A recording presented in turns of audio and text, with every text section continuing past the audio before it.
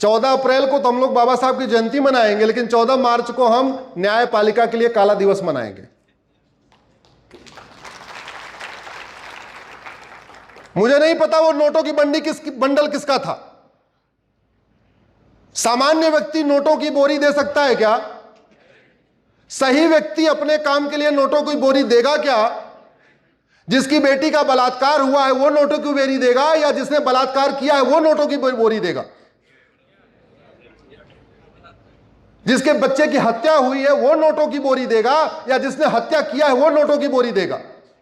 मुझे नहीं पता वो नोटों की बोरी किसी आतंकवादी की थी, अलगाववादी की थी, कट्टरपंथी की थी, या जिहादी की थी, या मिशनरी की थी, किसी बलात्कारी की थी, या किसी हत्यारे की थी, लेकिन सामान्य व्यक्ति की तो नहीं हो सकती। मेहनत से, ईमानदारी से रहने वाले व्यक्ति की तो नहीं हो सकती। और बेशर्मी देखिए, इतने बड़े बड़े जज रिटायर होकर बैठे हुए, सिटिंग जज ना बोले समझ में आता है, रिटायर्ड जज भी बोलने के लिए तैयार नहीं। जैन, सामान्यतया जैन मांसाहारी नहीं होते। अगर कोई एक जैन मांसाहारी हो जाता है, सारे जैन उसके ऊपर टूट पड़ते, अरे तू मांस खा रहा है। करते नहीं करते? उसकी निंदा करते हैं कि नहीं करते? और यहां नोटों की बोरी मिल गई। पहले उस खबर को दबाया गया, एक हफ्ते के बाद खबर छप गई, तो फिर 3 लोगों की कमेटी बनाई गई। कमेटी को केवल इतना देखना था कि हां बोरी मिली कि नहीं मिली।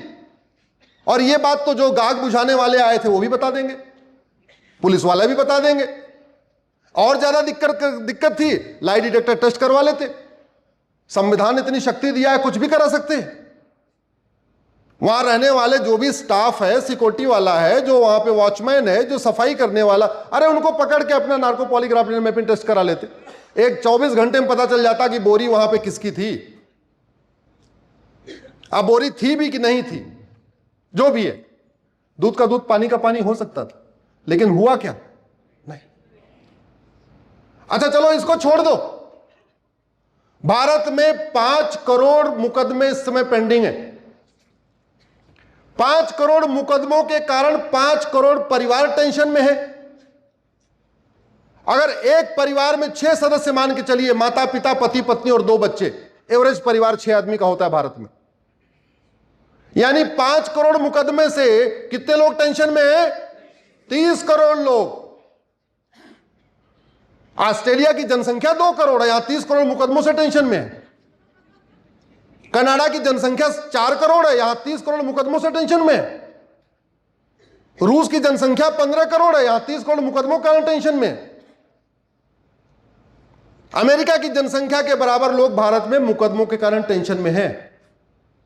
कभी आपने सुप्रीम कोर्ट में इस बात पे चर्चा सुनी क्या भारत में जस्टिस विद इन ईयर होना चाहिए? सुना आपने? होना चाहिए था कि नहीं? दुनिया भर का लेक्चर दे रहे, अमेरिका घूम रहे हैं, गर्मी की छुट्टियों में, ठंडी की छुट्टियों में कहीं और जा रहे। जौनपुर जिले में एक मुकदमा चल रहा है, 10 बीघे जमीन का मुकदमा। 1985 से शुरू हुआ, 2025 आ चुका है, 40 साल बीत चुके। मुकदमा अभी अपने सबसे नीचे स्टेज पे है। उसको चकबंदी अधिकारी बोलते हैं, कंसोलिडेशन ऑफिसर कहते हैं। अगर आज वहां से मुकदमा तय हो जाए तो फिर एसओसी के यहां जाएगा, फिर वहां से तय हो जाए फिर डीडीसी के यहां जाएगा, वहां से तय हो जाए चकबंदी कमिश्नर के यहां जाएगा, वहां से तय हो जाए तो हाई कोर्ट में जाएगा, वहां से तय हो जाए तो सुप्रीम कोर्ट में जाएगा। 40 साल में 400 तारीख मिल चुकी है, लेकिन मुकदमा जहां से शुरू हुआ वहीं रुका हुआ है। और करना क्या था? केवल यह देखना था कि जिसकी जमीन है वो 31 मार्च को मरा कि 2 अप्रैल को मरा। एक आदमी की वसीयत, भाई वसीयत झगड़ा चल रहा है तो एक की वसीयत असली होगी, एक की वसीयत नकली होगी। एक ने वसीयत कराया, वो कह रहा है 31 मार्च को मर गए, दूसरा कह रहा है कि हमने तो 1 अप्रैल को वसीयत कराया था, 2 अप्रैल को मर गए, वसीयत करते चले गए। अरे दोनों को पकड़ के बैठा के दोनों को लाई डिटेक्टर टेस्ट करा लेते, दोनों का ब्रेन मैपिंग करा लेते। लेकिन एक पीआईएल फाइल हुई, और पीआईएल करने वाला कौन? हम ही करेंगे।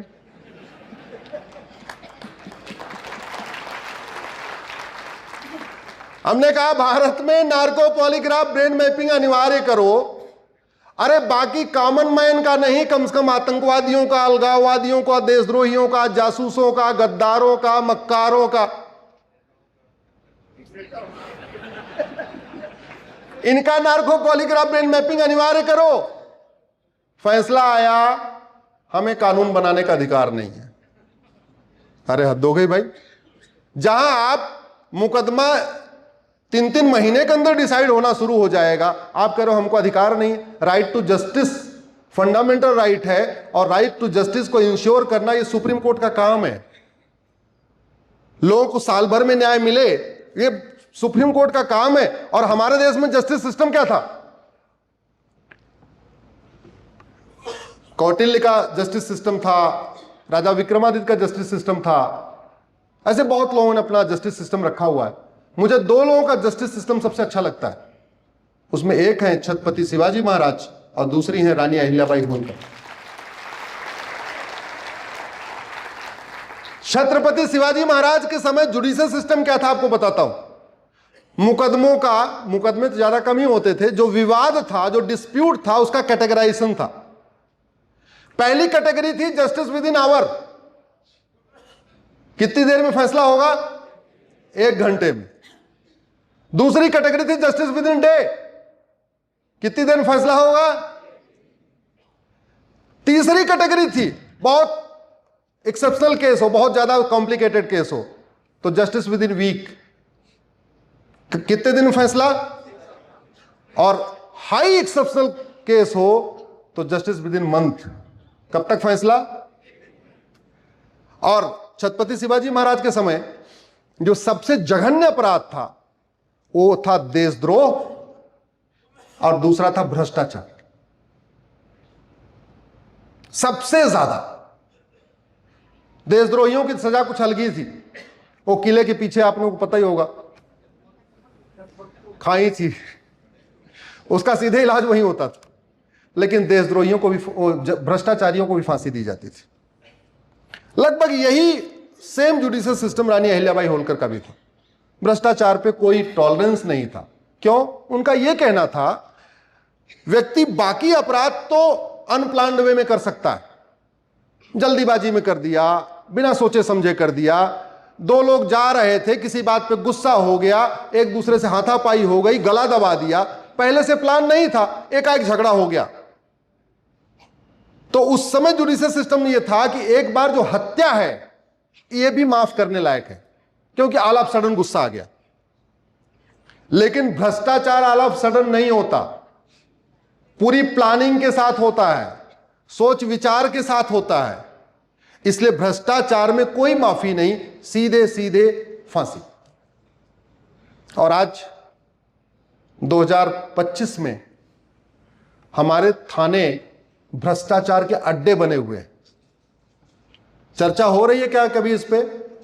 विधायिका, कार्यपालिका, न्यायपालिका, खबरपालिका में पुलिस रिफॉर्म होना चाहिए, पुलिस व्यवस्था बदलनी चाहिए, 1861 का अंग्रेजी कानून खत्म होना चाहिए, पुलिस चार्टर लागू होना चाहिए, 1 घंटे के अंदर FIR होनी चाहिए, 1 महीने के अंदर जांच होनी चाहिए। इस पे कभी चर्चा सुना आपने? संसद में सुना, विधानसभा में सुना, अखबार में लेख आया, टीवी पे कभी सुना नहीं। तहसील भ्रष्टाचार का अड्डा बना हुआ है। जो डॉक्यूमेंट चाहिए 3 से 4 हजार में तैयार हो जाएगा। डिस्ट्रिक्ट कोर्ट में न्याय बिक रहा है, बस खरीदने वाला चाहिए। हाई कोर्ट तक बिक रहा है। पहले लोग नहीं मानते थे, इसलिए पिछली 14 मार्च को होलिका माता ने कहा तुम लोग नहीं मानते, लो हम दिखा रहे हैं तुम्हें। बोले जो लोग नहीं मानते लो बोरी देखो। न्याय बिक रहा है, और यह उस भारत में बिक रहा है जहां की न्यायिक व्यवस्था की चर्चा पूरी दुनिया में होती थी। क्यों? क्योंकि हमने इस पे काम ही नहीं किया। भारत का संविधान बना, इसमें 22 चित्र थे। इसमें 2 चित्र महाराष्ट्र के थे, और सारे के सारे चित्र बड़े मीनिंगफुल थे। एक चित्र इसमें छत्रपति शिवाजी महाराज का था। और दूसरा चित्र तात्या टोपे जी का था।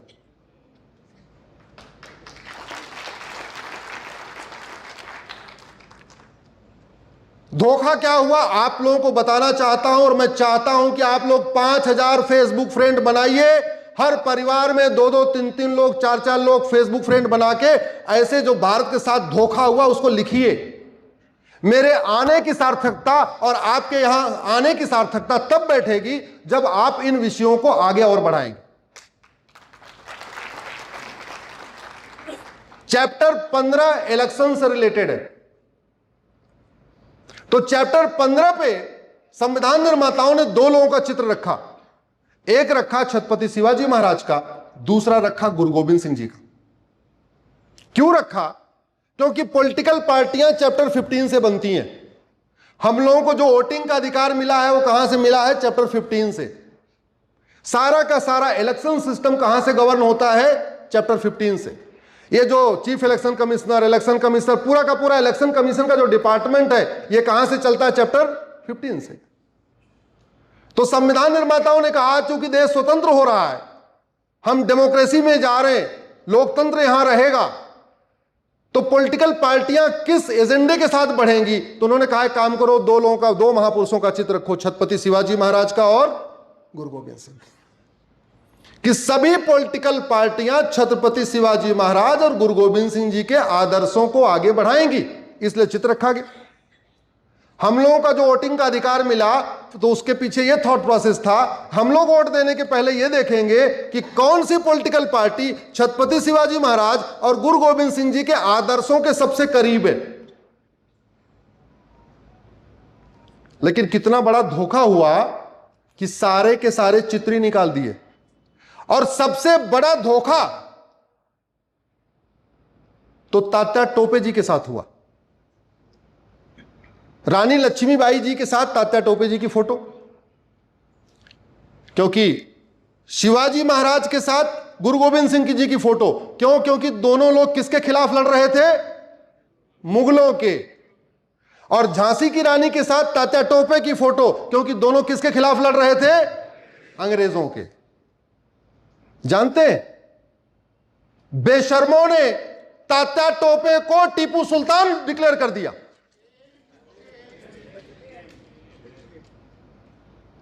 फोटो वही तात्या टोपे जी की, और नैरेटिव कर दिया ये टीपू सुल्तान की फोटो है। इस गद्दारी के साथ, इस देशद्रोह के साथ आपके महाराष्ट्र के किसी सांसद ने संसद में आवाज उठाई क्या? जोर से बोलिए जरा। आपके महाराष्ट्र के किसी विधायक ने विधानसभा में एक आवाज उठाई कि छत्रपति शिवाजी महाराज और तात्या टोपे की फोटो संविधान में आनी चाहिए? मालूम नहीं है। तो उनको नहीं मालूम है तो उनको जगाइए। तो अब दूसरा काम बता रहा हूं। पहला तो बताया 5,000 फेसबुक फ्रेंड बनाना, दूसरा ये काम साप्ताहिक रूप से मिलना, रविवार के सप्ताह में 1 बार मिलना। और कहां मिलना? या तो कहीं मंदिर पे मिलना या सांसद विधायक के घर पे मिलना। चाय पानी किधर लेना? जोर से बोले जरा। उन्हीं की चाय, उन्हीं का बिस्किट,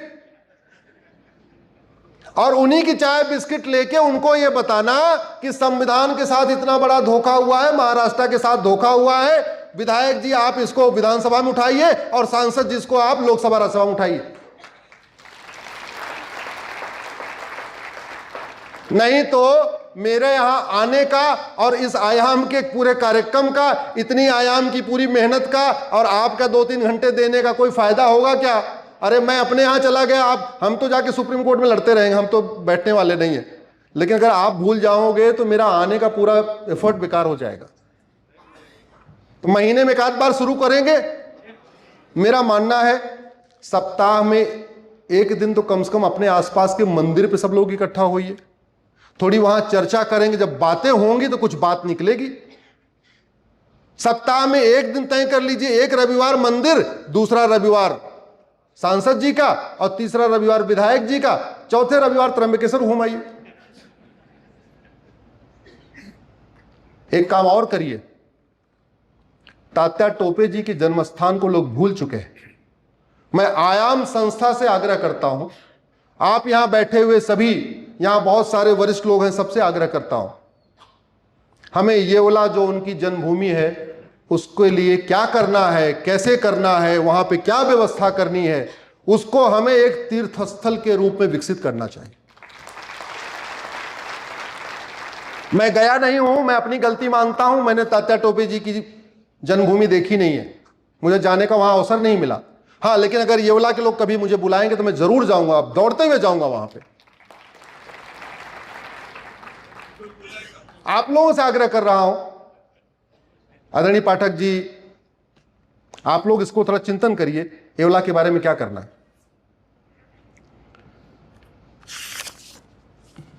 और इसकी आवाज उठनी चाहिए।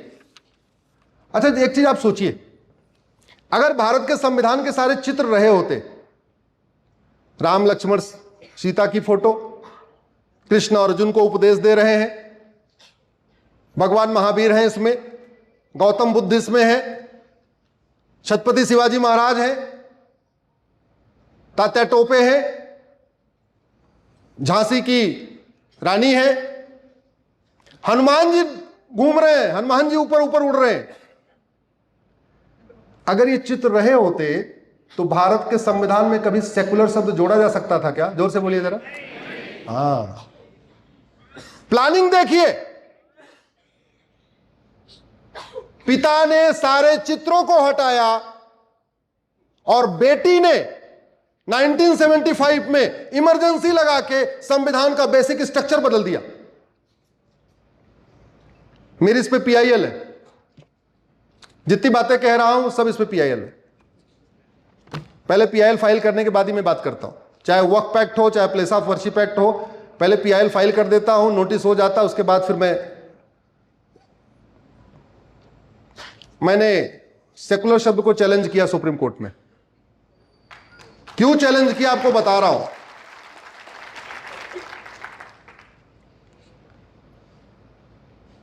अठारह मार्च 1976 को लोकसभा का टेन्योर पूरा हो गया। क्या, चलिए थोड़ा आपको और पहले से बताता हूं। जून 75 में, 12 जून 75 को हाईकोर्ट का फैसला आया कि इंदिरा गांधी की जो ये संसदीय है ये अवैध है, इन्होंने फ्रॉड किया है, इन्होंने चीटिंग किया है, इन्होंने बहुत माल प्रैक्टिस किया है, इन्होंने बहुत बूथ कैप्चरिंग कराया है, इसलिए इनकी संसद की सदस्यता खत्म की जाती। अगले दिन सुप्रीम कोर्ट में पिटीशन फाइल हुई 13 जून को, एक हफ्ते तक सुनवाई वगैरह चली। 24 जून 1975 को सुप्रीम कोर्ट का फैसला आया। सुप्रीम कोर्ट ने कहा ठीक है, हम हाई कोर्ट के फैसले को स्टे कर रहे हैं, आपकी जो संसद की सदस्यता हाई कोर्ट ने खत्म किया है हम उसको रोक रहे हैं, लेकिन सारी कंडीशन वो डाली जो कुछ दिन पहले अरविंद केजरीवाल को जमानत देते समय डाली गई थी। कंडीशन क्या डाली सुप्रीम कोर्ट ने? आप प्रधानमंत्री कार्यालय नहीं जाएंगी, आप कोई कैबिनेट की बैठक नहीं बुलाएंगी, आप प्रधानमंत्री पद का जो वेतन भत्ता होता वो नहीं लेंगी, आप सांसद बनी रहेंगी लेकिन प्रधानमंत्री के रूप में कोई काम नहीं करेंगी, ना ऑफिस जाएंगी, ना वेतन लेंगी, ना किसी फाइल पे साइन करेंगी, कुछ भी नहीं करेंगी। जैसे कुछ दिन पहले अरविंद केजरीवाल को कहा था ना, ठीक है हम जमानत दे रहे हैं लेकिन मुख्यमंत्री कार्यालय मत जाना। उनको थोड़ी शर्म आई, उन्होंने मुख्यमंत्री पद से इस्तीफा दिया, लेकिन वो इतनी बेशर्म थी। 24 जून को सुप्रीम कोर्ट का फैसला आता है कि प्रधानमंत्री कार्यालय नहीं जाना, कोई काम नहीं करना, और 24 जून की रात को उपराष्ट्रपति से कह के 25 जून को क्या लगवा दिया? इमरजेंसी। ढूंढ ढूंढ के सारे लोगों को जेल में डाल दिया। संविधान संशोधन किया कि राष्ट्रपति और प्रधानमंत्री का जो इलेक्शन है ये सुप्रीम कोर्ट के समीक्षा के दायरे से बाहर है। एक और संविधान संशोधन किया, अगर प्रधानमंत्री के खिलाफ कोई केस चल रहा है सुप्रीम कोर्ट सुन ही नहीं सकता।